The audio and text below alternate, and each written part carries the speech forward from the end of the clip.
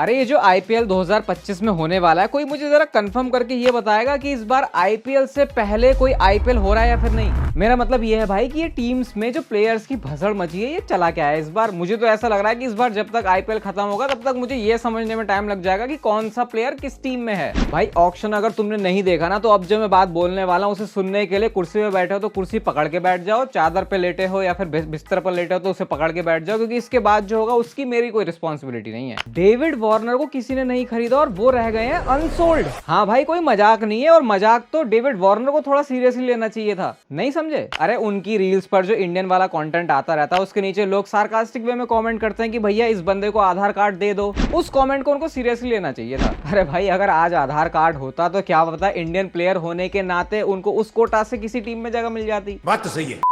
चलो यार, बुरा तो लगेगा और मिस भी करेंगे। अरे मैं उनके रन्स या सिक्सेस की बात नहीं कर रहा, अभी वो इंडिया में आईपीएल खेलने की वजह से जो रील में उनका कंटेंट आता था ना इंडिया थीम वाला, वो नहीं दिखेगा। खुद ही बताओ यार, चौके छक्के मारने वाले तो और भी मिल जाएंगे आईपीएल में, उनकी जैसी रील बनाने वाला कोई मिलेगा तुमको ओवरसीज प्लेयर। 10-20 मैचेस तो भाई सबसे पहले मुझे लगेंगे पूरी आईपीएल की टीम्स को समझने में अच्छे तरीके से। अब तुम खुद ही देख लो भाई, तुमने तो अपना ऑप्शन कर दिया। जब मैं चहल को देखूंगा पंजाब के कपड़ों में, जर्सी में, तो अटपटा नहीं लगेगा बहुत ज्यादा। पंत और अय्यर ने तो आपस में अदला बदली कर ली टीम्स की, और ये मैं क्या देख रहा हूँ भाई, आरसीबी तुमने सिराज को ही अपनी टीम में नहीं रखा, इसको धोखा नहीं बोलते। चलो वैसे ठीक है, इसी बहाने कम से कम आईपीएल की ट्रॉफी तक पहुंचने का थोड़ा बेटर चांस है इस बार। आरसीबी वालों ने किया क्या है, अब तक मैं इसी सोच विचार में पड़ा हुआ हूँ। इन्होंने सिराज को त्याग दिया, फाफ डू प्लेसी इनको लेना नहीं है, मैक्सवेल में उनको वाली बात नजर नहीं आती। लेकिन एक जगह भाई क्या सही खेला आरसीबी ने, भुवनेश्वर कुमार को मार लिया यार इन्होंने। सबसे पहले तो ये देख के मेरी हालत टाइट हो गई, उसके बाद मैंने आरसीबी का पोस्टर देख लिया भाई, अंदर की सांस अंदर ही रह गई मेरे। अब रोहित पंत की जेब क्रिकेट से गर्म हो रही हो या फिर नहीं, अब उसके लिए वीडियो भी डालनी पड़ती है। हाँ मतलब जो भी है, रोहित पंत की जेब गर्म हो रही हो या फिर नहीं, ऋषभ पंत की तो इस बार आईपीएल से जरूर हो गई। एलएसजी ने ऋषभ पंत को खरीदा है 27 करोड़ में, और वो बन चुके हैं आईपीएल की हिस्ट्री के मोस्ट एक्सपेंसिव प्लेयर। अब तो बस एक ही सवाल है पंत जी से, शायद आप समझ भी गए होंगे, क्या कीजिएगा आप इतनी धनराशि का। एक खिलाड़ी इस पूरे ऑक्शन में ना खरीदा गया ना बेचा गया, लेकिन असली खेल तो उसी ने खेला। ये डीसी वाले अंकल जी की बात कर रहा हूँ यार मैं, क्या बीच बीच में अंडरटेकर की तरह खड़े हो जा रहे थे पूरे ऑक्शन में। और तो और भाई, सारे ओनर्स अपना बढ़िया हिसाब किताब बना के लेके आए थे, इस प्लेयर को इतने में खरीदूंगा, सबके रेट इन्होंने महंगे करवा दिए। वैसे मानते हो आप इस बात को कि अगर ये अंकल जी नहीं होते तो बहुत सारे प्लेयर्स के जो प्राइस है वो थोड़े कम रहते। इस ऑक्शन में एक और फर्स्ट टाइम एवर वाली चीज हुई है आईपीएल में। 25, 24, 23, 22, मेरी उम्र से ऑलमोस्ट आधे 13 साल के वैभव को राजस्थान रॉयल्स ने 1 करोड़ में खरीदा। मेरी उम्र से ऑलमोस्ट आधे वैभव को राजस्थान ने 1 करोड़ रुपए में खरीदा है। पहले ना मैं अपनी एज से कंपेयर करता था आईपीएल के प्लेयर्स को, कि अगर मेरे से कोई छोटी एज का है और अगर वो आईपीएल खेल रहा है तो मुझे लगता था यार मैंने अपनी जिंदगी में कुछ नहीं किया, देखो लोग कहां कहां बढ़ रहे हैं। लेकिन भाई अपने वैभव ने तो ऑलमोस्ट सारे इंडियन क्रिकेट फैंस को लपेट लिया। 13 साल की उम्र, मतलब ये कोई आईपीएल खेलने की उम्र है। इस टाइम पे तो मेरे हाथ में ठीक से प्लास्टिक का बैट और वो हरी वाली टेनिस की बॉल भी नहीं थी। लड़ाइयां हो जाती हैं वैसे आईपीएल में, लेकिन वैभव के साथ तो यहाँ कोई लड़ाई झगड़ा कर भी नहीं पाएगा। नहीं समझे तो चलो फिर जाने ही दो।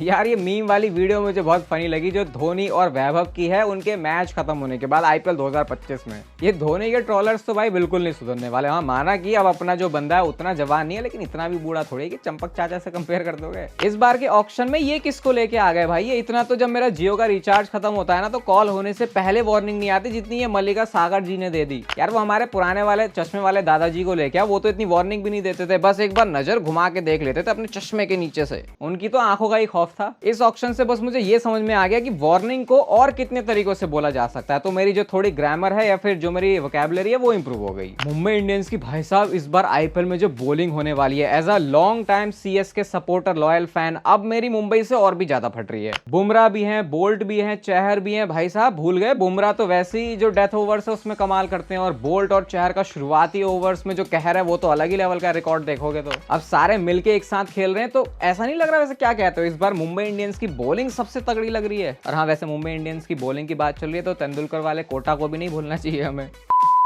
इस बार के आईपीएल में तो भाई एक बहुत बड़ा वाला रियूनियन भी होने वाला है, गुरु और चेले का, धोनी और रविचंद्रन अश्विन का। आईपीएल के मैचेस का सुख एक तरफ और धोनी और अश्विन को ओवर्स के बीच में बात करते हुए देखने का सुख एक तरफ। थोड़े अगर अय्यर खानदान की बात करें तो भैया 50 करोड़ तो ये अकेले दोनों ही लेके बैठे हैं। श्रेयस अय्यर आ गए पंजाब में ऑलमोस्ट 27 करोड़ के साथ, और 23 करोड़ के अपने वेंकी भैया भी बिक गए। वैसे कुछ लोगों का कहना है कि अय्यर के रेट इतने ज्यादा हाई ना होते अगर वो अंकल जी ने अपने दाव पेच ना खेल दिए होते। सही बात है ये। अब मुझे ये बताओ कि इसमें से सबसे ज्यादा शॉकिंग कौन है आपके लिए? Steve Smith, Sarfaraz, Umesh Yadav, Moeen Ali, Shardul Thakur, Prithvi Shaw, Rahane, Glenn Phillips, Williamson, Bairstow. ये मैं पूरी अनसोल्ड प्लेयर्स की लिस्ट बता रहा हूँ आपको। मुझे तो ये सारे प्लेयर्स को सुन के लग रहा है कि इनसे एक आईपीएल की अलग टीम ही बनाई जा सकती है और थोड़ी अच्छी कैप्टनसी और कोच वगैरह आ गए तो क्या पता आईपीएल भी जीत जाए। मोहम्मद शमी के ऊपर भी बहुत सारी नजरें थी और ऐसा लग रहा है कि सही जगह पर गए हैं सनराइजर्स हैदराबाद में, क्योंकि इस टीम को तो आपको पता है, जानते ही है कि इनकी बॉलिंग हमेशा तगड़ी रहती है। और हाँ भाई, बस ये आईपीएल के चक्कर में जरा अपने इंटरनेशनल क्रिकेट को मत भूल जाना, वरना 19 नवंबर वाले दिन बार बार आते रहेंगे। क्या झंडे गाड़े हैं यार बीजीटी में अपनी इंडियन टेस्ट टीम ने। पहले इनिंग में जो इंडिया की बैटिंग ने हगाया भाई, सारी गालियां सबने इंटरनेट पे लॉन्च कर दी थी, लेकिन उसके बाद जो कमबैक किया,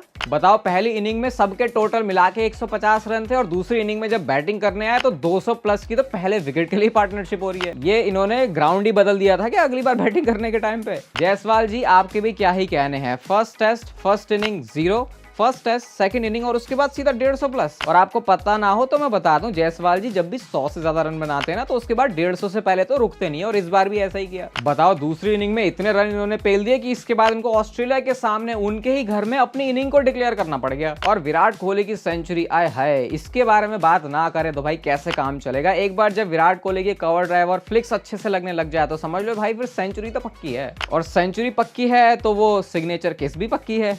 534 रन का टोटल टारगेट था और सामने ऑस्ट्रेलिया नहीं, इस बार सिर्फ ट्रेविस हेड खड़ा था। और सही बताना भाई, मेरी तरह किस किस को ऐसा लगा जब 50 से ऊपर ट्रेविस हेड पहुंचे कि सबकी परफॉर्मेंस गई तेल लेने। भाई अब ये जो काम करेगा शायद इसी को याद रखेंगे हम इस टेस्ट मैच से। सही टाइम पे लेकिन भाई बुमराह ने ट्रेविस हेड को लुढ़का दिया, जब लग रहा था भाई ये बंदा तो पता नहीं 100, 150, 200 के ऊपर ना चला जाए। और उसके बाद जो विराट कोहली का रिएक्शन था, 295 रन के साथ इंडिया इस पहले टेस्ट मैच को जीती। और भाई साहब रिकॉर्ड भी देखो क्या बना है। पर्थ में ये जो ऑप्टस स्टेडियम है, आज तक किसी ने यहाँ पे आके ऑस्ट्रेलिया को टेस्ट मैच में नहीं हराया था और वो काम इंडिया ने कर दिया भाई। मैच के बाद यार बुमराह ने क्या बात बोली, जरा इसे सुनो। Virat Kohli doesn't need us, we need Virat Kohli, his experience is invaluable. लेकिन यार बस ये वीडियो खत्म होने से पहले एक बात मुझे समझा दो कि जब गंभीर ने इंडियन टीम को ज्वाइन किया था बहुत ज्यादा हाइप थी, उसके बाद जब इंडिया टीम मैचेस हारी तो सारी गालियां गंभीर को पड़ी, लेकिन अब जब इंडिया मैचेस जीतती है तब कोई गंभीर को यार कोई अप्रिशिएट नहीं करता। ये तो नाइंसाफी सी है। चलो यार, वीडियोस अब इस चैनल पर बहुत ज्यादा रेगुलर होने वाली है तो उसके लिए लाइक, फॉलो, शेयर, सब्सक्राइब सब कुछ कर दो, क्योंकि यूट्यूब का एल्गोरिदम में भी चैनल को लेके आना है। कंटेंट आपके लिए इस चैनल पर क्रिकेट से रिलेटेड आते रहेगा और तब तक आप लेते रहो जिंदगी के मजे।